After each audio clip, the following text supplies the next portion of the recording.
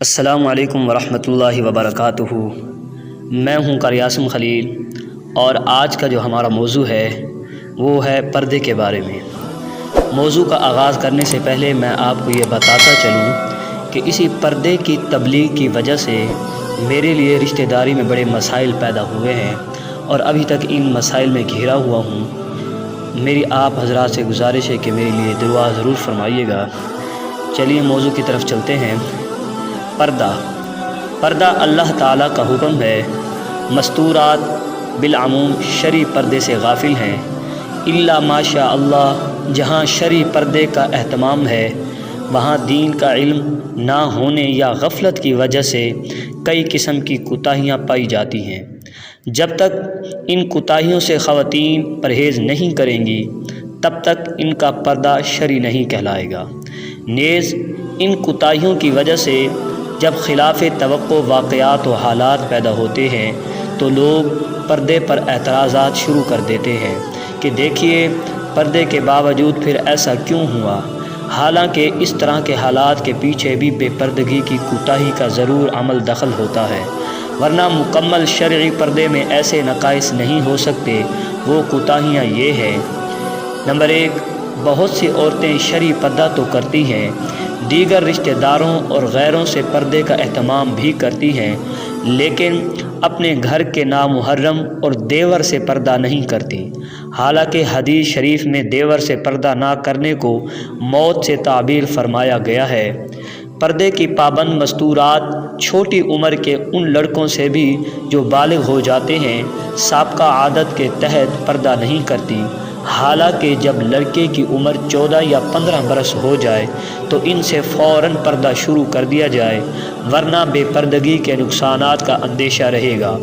بعض عورتیں پردے کی تو پابند ہوتی ہیں لیکن ٹی وی، کیبل، انٹرنیٹ اور دیگر تصاویر سے مزین اخبارات اور رسائل سے پرہیز نہیں کرتی، حالانکہ یہاں بھی شرعی پردے کے تحت نظروں کی حفاظت ضروری ہے۔ شادی، بیاہ، دیگر تقریبات میں جہاں مردوں عورتوں کا اختلاط ہوتا ہے، پردے کی پابند عورتیں بھی بے پردگی میں مبتلا ہو جاتی ہیں۔ بعض پردے کی تو پابند لیکن موبائل فون اور انٹرنیٹ کے ذریعے نامحرم سے آزادانہ گفتگو سے پرہیز نہیں کرتی۔ مجبوری میں ضروری گفتگو لہجہ بدل کر کی جا سکتی ہے، جس کے کئی مضر نقصانات ہیں جو محاسن اسلام میں واقعات عبرت کے نام سے چھپ رہے ہیں۔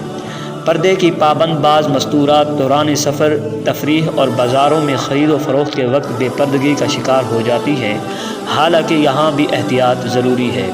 پردے کی پابند جدید تعلیم سے متاثر چہرے کو پردے میں شمار نہیں کرتی، حالانکہ اصل فتنہ تو یہی چہرہ ہی بنتا ہے۔ بعض باپردہ خواتین نے خود کو تو چھپایا ہوتا ہے لیکن پردے کے باوجود مردوں کو تاکتی جھانکتی ہیں۔ جیسے مردوں کا عورتوں کو دیکھنا منع ہے، ویسے ہی عورتوں کو بھی مردوں کو دیکھنے سے گریز کرنا چاہیے۔ پردے میں بے اعتدالی: بعض عورتیں پردے کے معاملے میں زیادتی کا شکار ہیں، حالانکہ شریعت کے متعین کردہ حدود کو ہر حکم کی بجا آوری میں مد نظر رکھنا چاہیے۔ وہ امور یہ ہیں: بعض عورتیں پردے کے اہتمام کی وجہ سے دوران سفر نماز قضا کر دیتی ہیں، حالانکہ جتنی احتیاط ممکن ہو پردے کا خیال رکھتے ہوئے نماز ضرور ادا کرنی چاہیے۔ البتہ مستورات اس کی کوشش کریں کہ سفر علی جو صبح ہو تاکہ نماز کا وقت کم سے کم آئے۔ بعض مستورات شرعی پردے کی پابند لیکن چھوٹے گھروں میں کم گنجائش کی وجہ سے خود کو بلا وجہ تنگی میں مبتلا کرتی ہیں، حالانکہ سر، چہرہ اور سینہ کو بڑی چادر کے ساتھ ڈھک کر گھر کے کام کاج کرنے میں رکاوٹ محسوس نہیں کرنی چاہیے۔